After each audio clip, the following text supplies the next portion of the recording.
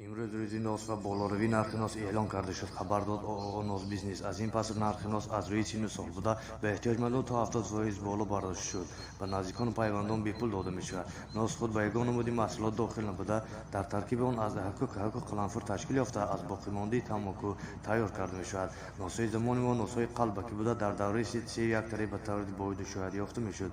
این زمان در تمام کوچه پتکوچه همه نوس فروش بوده. برای مردم کروگرسیت که خدمت می رساند. برای بالاروی نرخ نوس قرب $1 گناهکار بوده. در بعضی از منطقه علاقه سانکسیون نوس اعلام کرده شد. سانکسیون نوس بی‌نتیجه بوده. برای بهبودی نوسکشان مساعدت خواهد کرد. شعار اساسی آنها نرخ نوس باید ارزان شود بوده. تعداد نوسکشان خیلی زیاد بوده.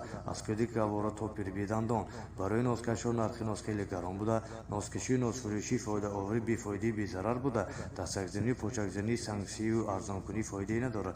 یا ایلا لذی یا اولا لذی.